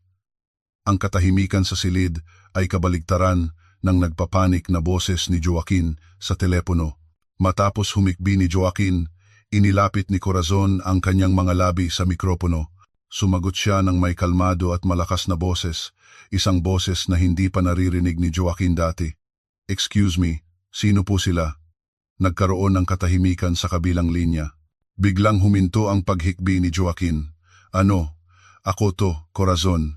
Si Joaquin. Asawa mo. Ah, Mr. Joaquin, sabi ni Corazon na may walang interes na tono, na parang kausap ang isang estranghero. Palagay ko may hindi pagkakaunawaan. Una, hindi na kita asawa. Ang annulment papers ko ay naisampa kaninang umaga. Pangalawa, yung bahay natin. 3 araw na ang nakalipas, nilinaw mo na bahay mo iyon, hindi ba? Kinapos ng hininga si Joaquin. Nanuyo ang kanyang lalamunan. Ang boses na ito ay boses ni Corazon, pero hindi ang Corazon niya, hindi ang mahinang babae na kaya niyang tapak-tapakan. Ang boses na ito ay puno ng autoridad. Corazon, nasaan ka? Bulong niya, takot na takot. Anong ginawa mo? Ang boses mo, magaling ka na? Nasa kalagitnaan ako ng isang mahalagang meeting ngayon, sagot ni Corazon. Sumandal siya sa kanyang upuan, tinitingnan ang cityscape sa malaking bintanang salamin sa likod niya. Pinag-uusapan namin ang business expansion sa Middle East.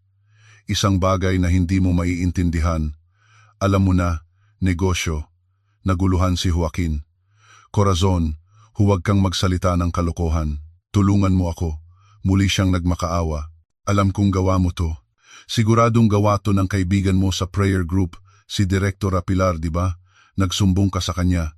Pakiusap, Corazon, sabihin mo sa kanya na itigil to lahat.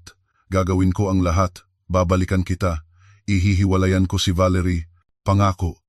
Isang malamig at mapanuyang tawa ang narinig mula sa speakerphone. Tawa ni Corazon. Babalikan ka? Sa tingin mo, pupulutin ko ang basurang itinapon ko na? At si Valerie? Huli ka na, Joaquin. Iniwan ka na niya 1 oras na ang nakalipas. Eksakto noong dumating ang execution team, kaka-report lang sa akin ng legal team ko. Pakiramdam ni Joaquin ay binuhusan siya ng isang timbang malamig na tubig. Alam ni Corazon. Ano ka ba talaga, Corazon? Ngumiti si Corazon. Gusto mo ba talagang malaman, Joaquin? Sa lahat ng taon na kasama mo ako, ininsulto mo ako, tinawag na babaeng sakitin, at pulubi na naglalaro lang sa telepono. Hindi mo man lang tinanong kung ano talaga ang ginagawa ko sa telepono ko. Anong ibig mong sabihin? Sumenya si Corazon kay Direktora Torres. Pumalit si Direktora Torres. Hello, Mr. Joaquin. Kausap ninyo ang Board of Directors ng Corazon Holdings. Nakilala ni Joaquin ang kalmadong boses mula sa tawag tungkol sa demand letter. Di Direktora, bakit nasa iyo ang telepono ni Corazon? Anong koneksyon mo sa asawa ko? Muling kinuha ni Corazon ang telepono. Hindi ko siya kaibigan, Joaquin. Siya ang aking kanang kamay. Ang CEO na nagpapatakbo ng kumpanya para sa akin. Katahimikan. Pinipilit ni Joaquin na iproseso ang impormasyon. Tinanong mo kung sino ako. Pagpapatuloy ni Corazon. Lumapit siya sa bintana. Tinitingnan ang kalye sa ibaba kung saan maaaring nakaupo si Joaquin na parang pulubi. Tinawagan mo ang numero ng iyong mahirap na asawa na iyong iniwan, pero hayaan mong opisyal na magpakilala ako. Ang boses ni Corazon ngayon ay umalingaw-ngaw na may buong autoridad. Hello Joaquin, kausap mo si Corazon, ang nag-iisang may-ari, tagapagtatag at pangulo ng Corazon Holdings. Ang kumpanyang may buwanang net profit na 85 milyong piso na kababawi lang ng lahat ng ari-arian nito mula sa iyo. Nahulog ang telepono mula sa mga kamay ni Joaquin, bumagsak sa semento na may kasamang kalabog. Si Joaquin mismo ay nanigas, nanlalaki ang mga mata sa takot, nakatingin sa mainit na aspalto. Huminto ang kanyang paghinga. Ang kanyang mundo ay hindi lang nawasak. Naglaho ito. Bumagsak si Joaquin sa maruming bangketa, naninigas. Ang kanyang telepono ay nasa tabi niya. Basag ang screen, pero konektado pa rin ang tawag. Naririnig niya ang kalmadong paghinga ni Corazon sa kabilang linya, isang malaking kaibahan sa malakas na pintig ng sarili niyang puso. Hindi, imposible, bulong ni Joaquin, tumatangging maniwala, basag ang boses. Bangungot to, Corazon, nagsisinungaling ka, di ba? Kasinungalingan to lahat. Muling tumunog ang boses ni Corazon, malamig at walang emosyon. Wala akong oras para sa kasinungalingan, Joaquin. Abala ako. Pero dahil araw ng pagkasira mo ngayon, bibigyan kita ng kaunting oras ko. Nagkaroon ng sandaling katahimikan. Tulala pa rin si Joaquin, nakatingin sa aspalto. Itaas mo ang ulo mo, Joaquin, utos ni Corazon. Tumingin ka sa kabilang kalsada, medyo sa kaliwa mo. Dahan-dahan, na parang sirang robot, itinaas ni Joaquin ang kanyang ulo. Ang kanyang namamagang mga mata ay sumingkit dahil sa sikat ng araw. Sa kabilang banda ng abalang kalsada, isang salaming skyscraper na kulay asul ang matikas na nakatayo. Sa tuktok nito, 3 malalaking letra ang nagniningning sa ilalim ng araw, CH. Yung building na yon, bulong ni Joaquin. Nanunuyo ang lalamunan. Oo, Corazon Holdings, sagot ni Corazon. Nasa ika-40 palapag ako. Kitang-kita mula sa bintana ko. Mukha kang kahabag-habag diyan sa bangketa, malapit ka nang paalisin ng mga security guard diyan, lumunok si Joaquin. Isang malamig na takot ang gumapang sa kanyang likod, pinapanood siya ni Corazon. Pumunta ka sa lobby, pagpapatuloy ni Corazon. Gusto kitang makita, gusto kong makita ng sarili kong mga mata kung paano gumuho ang mukha ng mayabang na lalaking yan. Naputol ang tawag. Tulala si Joaquin sa loob ng 1 minuto. Paralisado ang kanyang katawan. Wala na siyang kahit ano. Wala na ang bahay, wala na ang kotse, wala na si Valerie, at ngayon, maging ang kanyang pride ay malapit ng durugin. Wala siyang pagpipilian. Saan pa siya pupunta? Isang masokistang kuryosidad na may halong tangang pag-asa na makakapagmakaawa pa siya ang nagpatayo sa kanya. Nanginginig siyang tumayo. Ang pajama na suot niya ay marumi na. Naglakad siyang parang zombie patungo sa malalaking salaming pinto ng CH building, hindi pinapansin ang mga busina ng sasakyan. Ang lobby ng building ay ibang mundo. Ang sahig ay gawa sa imported na marmol, makintab, may isang artificial na talon sa isa sa mga pader. Dose-dose ng mga empleyadong malinis ang kasuotan ang naglalakad.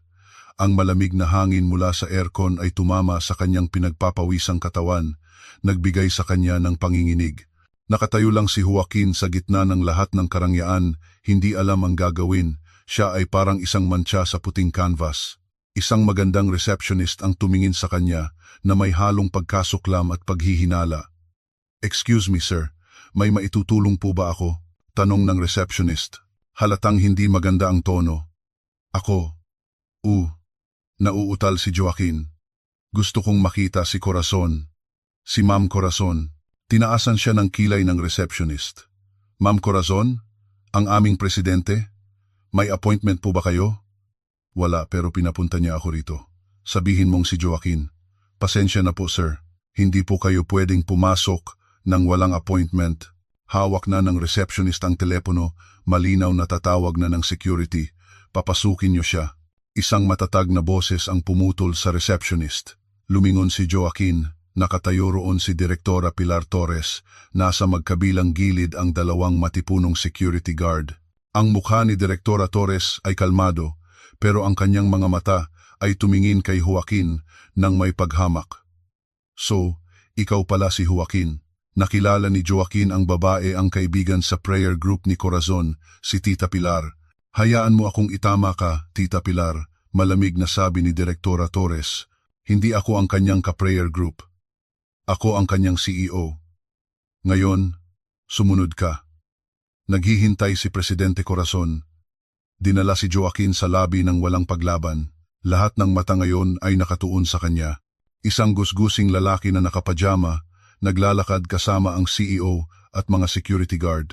Nagsimula ang mga bulungan. Nais ni Joaquin na takpan ang kanyang mukha, pero wala na siyang natitirang pride. Hindi siya dinala sa pangunahing elevator. Pinahinto siya ni Direktora Torres sa VVIP waiting area sa gitna ng lobby. "Maghintay ka rito." Bababa si Presidente Corazon. Nanigas si Joaquin. Ang kanyang puso ay kumakabog ng napakalakas na sumasakit na. Pakiramdam niya ay isa siyang akusadong naghihintay ng kanyang hatol na kamatayan. Bawat segundo ay parang isang oras. Biglang may maririnig na mahinang ding. Ang pribadong elevator sa dulo ng lobby, agad na huminto ang lahat ng aktibidad sa lobby. Ang mga empleyadong kanina'y abala. Ang receptionist, maging ang mga security guard sa pinto, ay huminto. Tumayo sila ng tuwid, nakatingin sa elevator. Ang ilan ay bahagyang yumuko, bumukas ang mga pinto ng VVIP elevator. Dalawang personal na bodyguard na nakaitim na suit ang unang lumabas at matatag na tumayo sa magkabilang gilid ng pinto. At pagkatapos, lumabas si Corazon. Napahinto ang hininga ni Joaquin. Maaari siyang mamatay sa kinatatayuan niya. Ang babaeng ito ay si Corazon. Pero hindi ang Corazon na kilala niya. Ang babaeng naglalakad patungo sa kanya ay isang reyna. Nakasuot siya ng isang premium na sapphire blue pantsuit na perpektong bumagay sa kanyang katawan. Isang silk scarf na may parehong kulay ang nagbibigay diin sa kanyang matalas na mukha sa isang elegante at modernong estilo. Ang kanyang mukha, na dating mukhang maputla, ay sariwa na ngayon, pinalamutian ng manipis, ngunit high-end na makeup na nagpapatingkad sa kanyang matatalim na mata. Naglakad siya ng may kumpiyansa. Ang kanyang mataas na takong ay tahimik ngunit matatag na tumutunog sa marmol na sahig. Isang aura ng kapangyarihan at yaman ang nanggagaling sa bawat kilos niya. Ang mga empleyadong dinadaanan niya ay bumabati sa kanya ng may paggalang. "Magandang hapon, Presidente." Nanginginig si Joaquin. "Presidente?" Agad na lumapit si Direktora Torres kay Corazon at bahagyang yumuko. "Presidente." Naghihintay na po siya. Tumango si Corazon. Ang kanyang tingin ay hindi umalis kay Joaquin. Dahan-dahan siyang naglakad. Bawat hakbang niya ay tila yumuyurak sa natitirang pride ni Joaquin. Huminto siya eksaktong 1 metro mula sa lalaking nanginginig ngayon. Tiningnan ni Corazon si Joaquin mula ulo hanggang paa, mula sa kanyang magulong buhok hanggang sa kanyang pajama at mga tsinelas na suot. Ang tingin ay malamig, mapanuri, at walang awa. Corazon, halos hindi makabulong si Joaquin. Oo, Joaquin, ako nga, sabi ni Corazon. Ang kanyang boses ay kalmado at malinaw at umalingaw-ngaw sa tahimik. Hindi na kinaya ni Joaquin. Ang lahat ng kanyang lakas ay naglaho, nang hina ang kanyang mga tuhod. Hindi mapigilan, bumagsak siya sa malamig na marmol na sahig. Lumuhod siya sa paanan ni Corazon at humagulgol. Corazon, patawad, pakiusap. Corazon, nagkamali ako, nabulag ako, nagkasala ako sayo. Sinubukan ni Joaquin na hawakan ang laylayan ng damit ni Corazon, pero nanginginig ng husto ang kanyang mga kamay. Lahat sa lobby ay natigilan. Ang eksena ay masyadong nakakagulat. Isang lalaking hysterical na umiiyak sa paanan ng kanilang presidente. Ang dalawang bodyguard ni Corazon ay lumapit para alisin si Joaquin, pero itinaas ni Corazon ang isang kamay, tahimik na sinasabing huwag. Nais niyang maramdaman ni Joaquin nang buo ang kahihiyang ito. Patawarin mo ako, Corazon. Ibalik mo ang bahay natin. Pakiusap, ihihiwalayan ko si Valerie. Babalik ako bilang asawa mo. Ako. Tiningnan siya ni Corazon nang walang ekspresyon, walang awa, walang galit, tanging isang malamig na kawalan. Yumuko siya ng bahagya, hindi para tulungan si Joaquin na tumayo, kundi para bumulong. Tumayo ka, utos niya. Ang kanyang boses ay mahina ngunit puno ng autoridad. Si Joaquin, gamit ang natitirang lakas, ay nanginginig na tumayo. Ang kanyang mukha ay basang-basa ng luha at pawis. Tinitigan siya ni Corazon sa mata. Gusto mong magmakaawa? Tanong niya. Ang kanyang boses ngayon ay sapat na malakas para marinig ng mga tao sa paligid. Sayang, Joaquin. Ang aking kumpanya, ang CH, ay hindi kumukuha ng mga pulubi. Pagkasabi niyon, kumuha si Corazon ng isang silk na panyo mula sa kanyang bag. Nagkaroon ng sandaling pag-asa si Joaquin na pupunasan ni Corazon ang kanyang mga luha. Pero ginamit ni Corazon ang panyo para punasan ang isang imahinaryong alikabok sa manggas ng kanyang damit na para bang may nadikit na dumi. Ang aking kumpanya, malinaw na sabi ni Corazon, ay hindi kumukuha ng mga pulubi. Pagkasabi ng pangungusap na iyon, matikas na tumalikod si Corazon. Naglakad siya pabalik sa VVIP elevator. Direktora Torres, asikasuhin mo siya, sabi niya nang hindi lumilingon. Bigyan mo siya ng huling leksyon. Naiintindihan po, Presidente. Sumara ang mga pinto ng elevator. Naglaho si Corazon sa kanyang paningin. Natigilan si Joaquin. Wasak na wasak. Ang pampublikong kahihiyan na katatanggap lang niya mula sa babaeng itinuring niyang basura ay 1,000 beses na mas masakit kaysa sa pagkawala ng kanyang bahay at kotse. Lumapit sa kanya si Direktora Torres. Halika, Mr. Joaquin. Tapusin na natin to. Mayroong isang bagay na gustong ipakita sa inyo ni Presidente Corazon. Ano pa ang kukunin ninyo sa akin? Desperadong sigaw ni Joaquin. Hindi kukunin, sabi ni Direktora Torres, kundi ipapaintindi kung gaano ka katanga sa lahat ng panahong ito. Kinaladkad si Joaquin ng 2 security guard. Ngayon ay sa isang marangyang meeting room sa mezzanine floor. Itinapon si Joaquin sa isang silya sa loob ng malamig na meeting room. Ang malaking salaming bintana ng silid ay nakaharap sa lobby, na nagpapahintulot sa kanya na makita ang lobby at makita mula rito. Sa harap niya, tahimik na umupo si Direktora Torres kasama ang 2 lalaking nakasuot ng malinis na suit na sigurado si Joaquin ay mga abogado. Yumuko na lang si Joaquin at tiningnan ang marmol na sahig. Talo na siya. Wala na siyang kahit ano. Mr. Joaquin, simula ni Direktora Torres. Ang kanyang boses ay kalmado na parang isang guro na magbibigay ng leksyon sa isang bobong estudyante. Nalilito ka pa rin kung paano ang asawang itinuring mong inutil, mahirap at sakitin si Mrs. Corazon ay maaaring maging may-ari ng lahat ng ito? Hindi umimik si Joaquin. Wala siyang lakas sumagot. Pinindot ni Direktora Torres ang isang button sa mesa. Isang malaking projector screen ang bumaba mula sa kisame. At bahagyang dumilim ang mga ilaw. Umilaw ang screen, nagpapakita ng isang malaking pamagat. Corazon Holdings, CH, Business and Financial Report. Sige, simulan na natin ang leksyon, Mr. Joaquin. Balikan natin ang 5 taon na nakalipas, sabi ni Direktora Torres. Nagsimulang lumitaw ang mga graph, income statement, financial balance sheet, mga bilyon-bilyong numero na sumasakit sa mata ni Joaquin. 5 taon na ang nakalipas, katatanggal mo lang sa iyong unang trabaho, depressed ka, galit, at sinisisi ang buong mundo.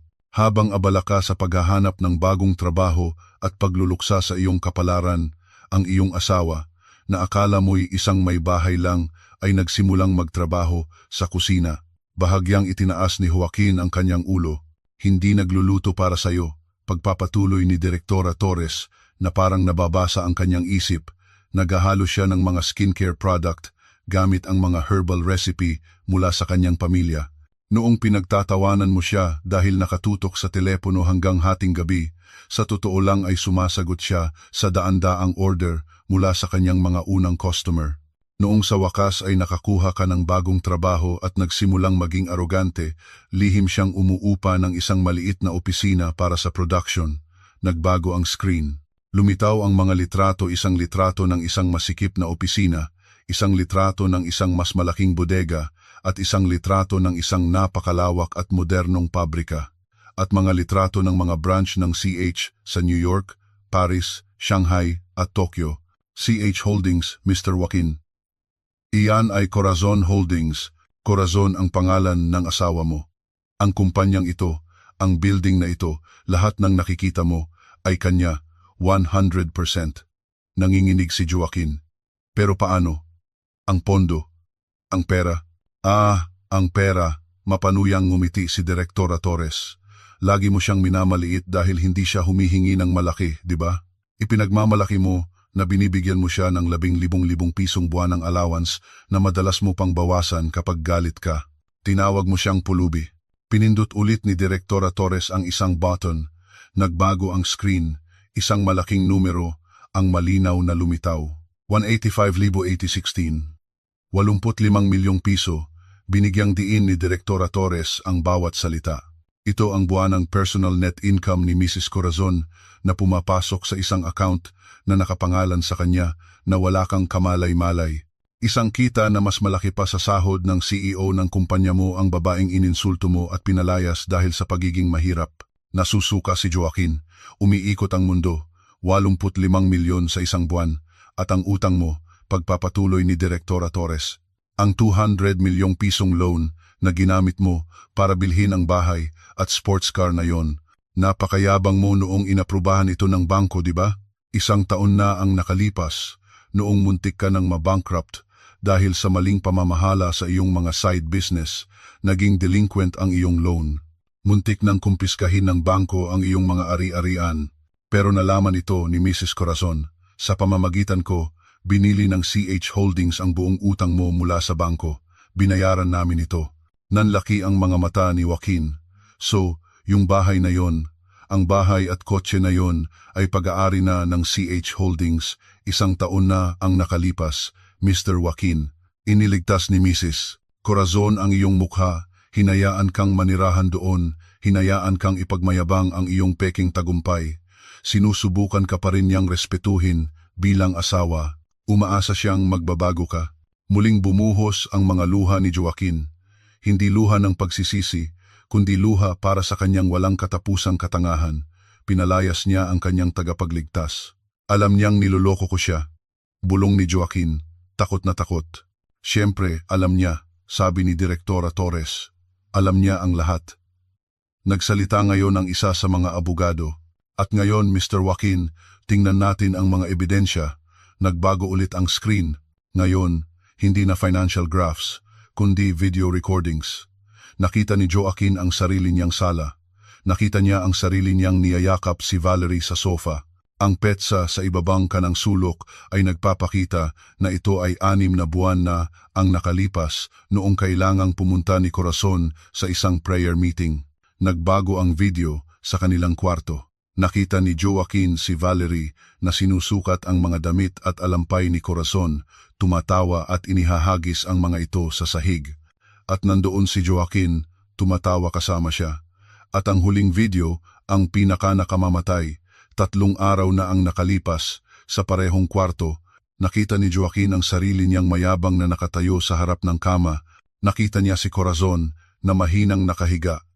Narinig niya ang sarili niyang boses na puno ng pagkasuklam, umalingaw-ngaw sa meeting room na iyon. Hoy, babaeng sakitin at pulubi, inasikaso ko na ang mga papeles ng diborsyo. Ang pagkasuklam, umalingaw-ngaw sa meeting room na iyon. Hoy, babaeng sakitin at pulubi, inasikaso ko na ang mga papeles ng diborsyo. Umalis ka sa bahay na to bukas ng umaga. Tama na, sigaw ni Joaquin, tinatakpan ang mukha. Itigil nyo na, pakiusap, itigil nyo na. Naging itim ang screen, muling naging tahimik ang silid. Hidden cameras, kalmadong sabi ng abogado. Ikinabit 1 taon na ang nakalipas ni Mrs. Corazon noong nagsimula siyang maghinala na mayroon kang ibang babae. Wasak na si Joaquin. Hindi matututulan ang mga ebidensya. Hindi niya maikakaila. Corazon, ipakukulong niya ba ako? Desperadong tanong ni Joaquin. Noong una, iyon ang plano, sabi ni Direktora Torres. Inihanda na namin ang mga kaso para sa verbal abuse, abandonment at adultery. Sapat na para mabulok ka sa kulungan ng ilang taon. Nanginginig sa takot si Joaquin. Pero pagpapatuloy ni Direktora Torres, nagbago ng isip si Mrs. Corazon. Masyadong komportable ang kulungan para sa'yo. Nais niyang maramdaman mo ang isang bagay na mas malala pa sa kulungan, isang buhay ng kahihiyan. Inilagay ni Direktora Torres ang isang manipis na folder sa harap ni Joaquin. Ito ang opisyal na annulment petition ni Mrs. Corazon. Kasama rin dyan ang isang claim para sa moral damages. Nanginginig ang mga kamay na binuksan ito ni Joaquin. Hindi humihingi si Mrs. Corazon ng hatian ng ari-arian. Ayaw niyang kunin ang marumi mong pera. Binawi lang niya ang bahay at kotse na kanya naman talaga, pero kailangan mo pa ring bayaran ang iyong mga ginawa. Nanlaki ang mga mata ni Joaquin sa takot nang makita ang halaga sa claim. 20 milyong piso? Sigaw niya. Wala akong pera? Kinuha niyo na lahat? Siyempre wala. Malamig nang umiti si Direktora Torres. Pero may trabaho ka pa. Diba? Ay, muntik ko nang makalimutan. Lumawak ang ngiti ni Direktora Torres. Breaking news, Mr. Joaquin.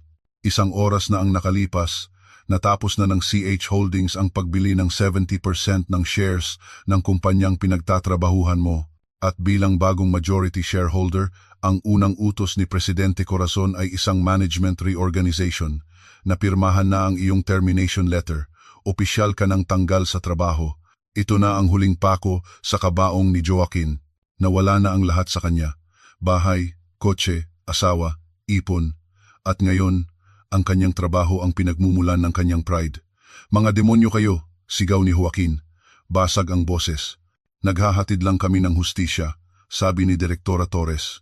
At tungkol sa utang na 20 milyon, napakabait ni Mrs. Corazon. Alam niyang hindi mo ito mababayaran, kaya binibigyan kanya ng isang pagpipilian. Inilagay ni Direktora Torres ang isa pang papel sa harap ni Joaquin. Pirmahan mo ang statement na ito. Aminin mo lahat ng iyong ginawa, ang iyong pakikiapid, verbal abuse at pag-abandona. Kung aaminin mong nagkamali ka, ang utang ay ipapatawad. Tiningnan ni Joaquin ang confession. Ito na ang huling natitira sa kanyang pride. Para saan nyo kailangan to? Isang garantiya lang, sabi ng abogado, para hindi ka magkalat ng mga maling kwento. Walang pagpipilian si Joaquin, tanggal sa trabaho, bankrupt at walang tirahan. Nanginginig ang mga kamay na kinuha niya ang ballpen.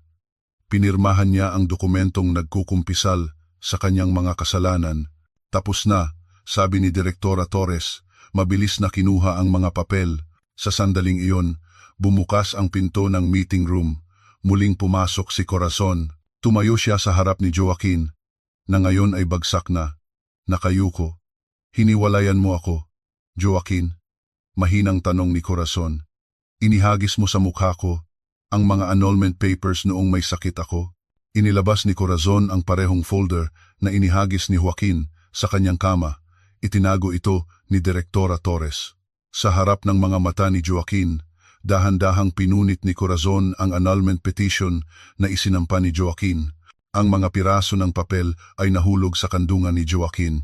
Ako ang maghihiwalay sa'yo, malamig na sabi ni Corazon, at sisiguraduhin kong wala kang makukuhang kahit isang kusing. Huling sinulyapan niya si Joaquin. Ngayon, lumayas ka sa building ko. Ang dalawang security guard na kasama ni Direktora Torres ay agad pumasok. Ilabas niyo ang basurang to, utos ni Direktora Torres. Hindi lumaban si Joaquin, manhid na siya, kinaladkad siya. Mahigpit na hawak ang kanyang mga braso, kinaladkad siya sa mataong labi, pinagtitinginan siya ng mga empleyado na may halong awa at pagkasuklam, bumukas ang automatic na salaming pinto at muling itinapon si Joaquin sa mainit na bangketa. Bumagsak siya, walang pera, walang trabaho, walang bahay, tanging isang maruming pajama. At, sa kabalintunaan, isang confession ng kanyang mga kasalanan na nagpalaya sa kanya sa isang utang. Ang kanyang pagkasira ay tunay ng kumpleto. Sa pangalawang pagkakataon sa araw na iyon, itinapon si Joaquin sa mainit na aspalto. Sumara ang mga salaming pinto ng CH building sa likod niya. Hinihiwalay siya sa marangyang mundo na nalaman niyang pag-aari pala ni Corazon. Umubo siya. Pumasok ang alikabok ng kalye sa kanyang lalamunan. Ang kanyang mukha ay basang-basa ng luha, pawis, at ngayon, dumi. Sandali siyang hindi gumalaw. Paralisado ang kanyang katawan. Hindi na kayang iproseso ng kanyang utak ang pagkasirang nangyari ng napakabilis at perpekto. Tanggal sa trabaho, bankrupt, iniwan ng kabit, at pinahiya ng asawang itinuring niyang basura. Ang confession na pinirmahan niya ay parang isang hatol na kamatayan. Pinagtitinginan siya ng mga dumaraan, isang lalaking nakapajama na umiiyak sa harap ng isang luxury building. Isang security guard ng building ang nakatayo na ngayon sa pinto, matalim siyang tinitingnan, sinisiguradong hindi na siya susubok na pumasok ulit. Kailangang umalis ni Joaquin. Hindi siya pwedeng manatili roon magpakailanman. Gamit ang natitirang lakas, tumayo siya. Nanginginig ang kanyang mga tuhod. Nagsimula siyang maglakad ng walang patutunguhan. Saan pupunta? Wala siyang bahay. Kinapa niya ang kanyang mga walang lamang bulsa. Ang basag niyang telepono ay naiwan sa lobby nang kaladkarin siya. Ngayon, wala na talaga siyang kahit ano maliban sa damit na suot niya. Kumalam ang kanyang sikmura. Gutom na siya. Huli siyang kumain sa tense na almusal kasama si Valerie. Ilang oras na ang nakalipas. Nagsisimula ng lumubog ang araw. Ang hangin ay mainit at nakakasakal. Naalala niya ang kanyang mga kaibigan, ang kanyang mga party friends. Maaari siyang humiram ng pera sa kanila. Naglakad siya ng ilang kilometro patungo sa coffee shop kung saan sila madalas magkita. Nang may kahihiyan, pumasok siya. Nandoon ang ilan sa kanyang mga kaibigan. Joaquin, Diyos ko, anong nangyari sa'yo? Tanong ng isa, nagulat sa kanyang itsura. Ikinuwento ni Joaquin ang kanyang istorya, isang baluktot na bersyon. Na-frame up ako, pare. Naka-freeze ang mga account ko, pahiramin mo muna ako ng pera. Naging malamig ang mukha ng nagulat na kaibigan. Pasensya na, Joaquin. Kakakalat lang ng balita sa group chat. Tanggal ka na raw sa kumpanya, di ba? At kinuha na ng CH Holdings ang mga ari-arian mo. Natigilan si Joaquin. Paano ninyo nalaman? Alam na ng lahat. Binangga mo ang Corazon Holdings. Baliw ka. Pasensya na, Joaquin. Hindi kita matutulungan. Ayokong magkaproblema sa CH. Tumayo ito at nagmamadaling umalis. Nagkunwari ang ibang mga kaibigan na hindi siya nakita. Naiwan si Joaquin na mag-isa sa gitna ng coffee shop. Pinalabas siya ng waiter. Bumalik siya sa kalye. Napahiya. Isa na siyang pariya. Walang nangangahas na lumapit sa kanya dahil sa takot sa anino ni Corazon. Dumating ang gabi.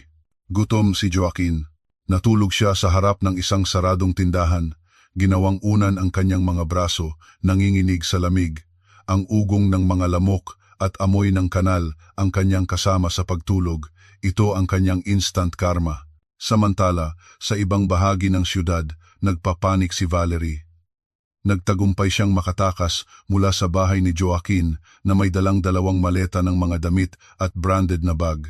Pansamantala siyang umupa ng isang murang kwarto sa motel. Kinontak niya ang ibang mayayamang lalaki sa kanyang listahan. Kailangan niyang makahanap agad ng kapalit ni Joaquin. "Hello, Chairman Tan, si Valerie po ito. Baka hindi kayo busy. Dinner tayo," malanding sabi niya sa telepono. "Valerie?" "Sinong Valerie?" sagot ng lalaki. "Ay, Chairman, si Valerie po. Nagkita tayo sa party." "Ah, Valerie, yung girlfriend ni Joaquin na bankrupt." "Oo." Naputol ang tawag. Natigilan si Valerie. Sinubukan niyang tawagan ng isa pa. Pareho ang sagot. Kumalat na parang apoy ang balita tungkol sa pagkasira ni Joaquin at nadamay ang kanyang pangalan. Siya ang babaeng kasama ng lalaki nang bumagsak ito. Siya ang pinalayas na kabit. Ang kanyang reputasyon sa alta sosyedad at sa mga mayayamang lalaki ay wasak na.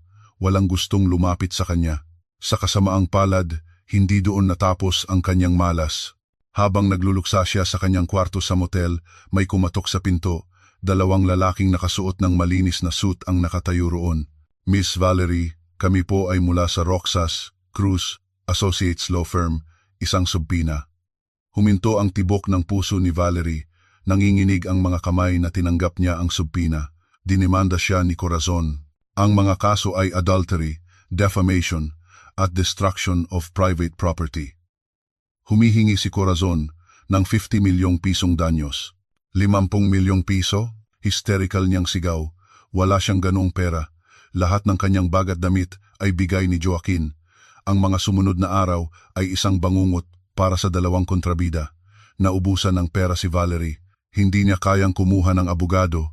Nagsimula siyang ibenta ang kanyang mga branded na bag ng paisa-isa sa murang halaga para mabuhay at mabayaran ang motel. Si Joaquin, matapos ang 3 araw na gutom at pagtulog sa kalye, sa wakas ay nilunok ang kanyang pride. Kailangan niyang kumain. Naglakad siya patungo sa Divisoria, kung saan nagtatrabaho ang mga kargador. Ang kanyang dating guwapong mukha ay marumi na ngayon.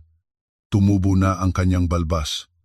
"Boss, kailangan niyo po ng tulong?" tanong niya sa foreman. Tiningnan siya ng foreman mula ulo hanggang paa. "Mukha kang malinis.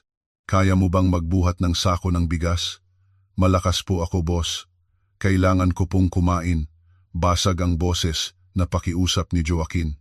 "Buhatin mo yang mga sako ng bigas doon sa truck. Babayaran kita ng 75 piso kada sako," sabi ng foreman. Ganoon nagsimula ang bagong buhay ni Joaquin. Ang lalaking dating nagsusuot ng malilinis na damit at nagmamaneho ng sports car, ngayon ay nagpapawis sa ilalim ng araw, nagbubuhat ng mga sakong bigas na tumitimbang ng 10-10 kilo. Ang kanyang dating toned na katawan ay payat na ngayon. Nasunog ang kanyang balat, itim at marumi.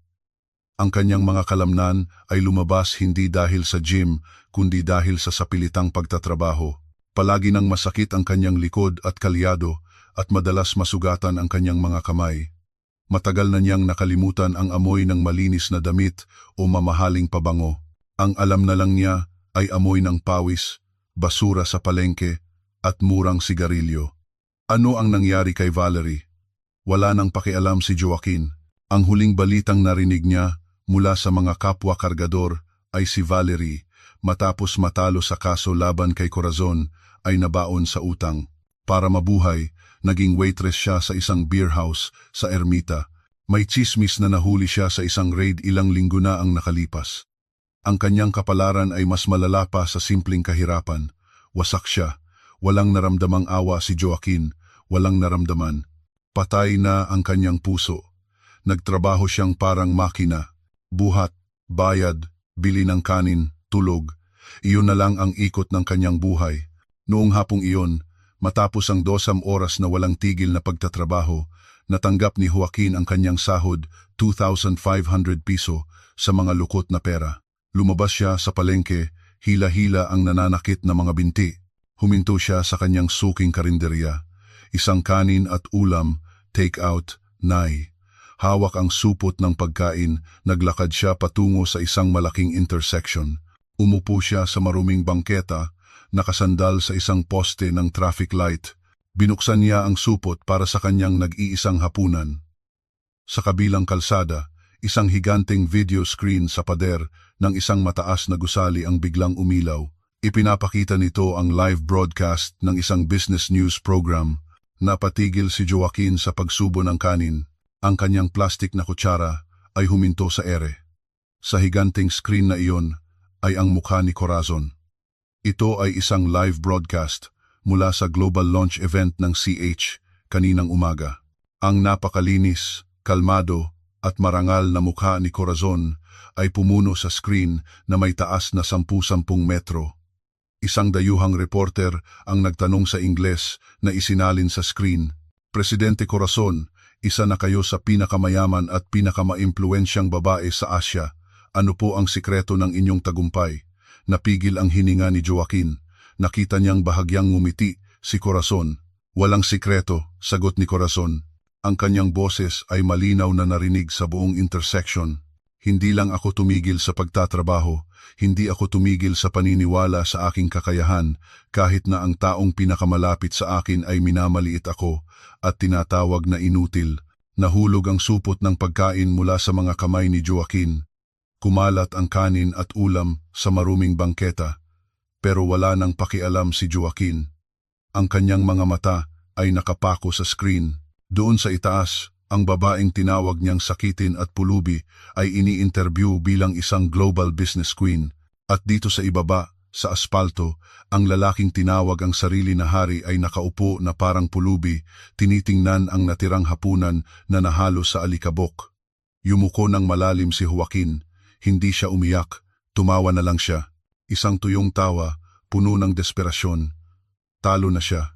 Hindi lang niya nawala ang kanyang kayamanan, hindi lang niya nawala ang kanyang posisyon, nawala na niya ang lahat.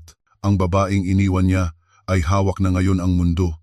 At siya ay wala ng kahit ano, kahit pride para pulutin ang natapong kanin. Natupad na ng karma ang kanyang misyon.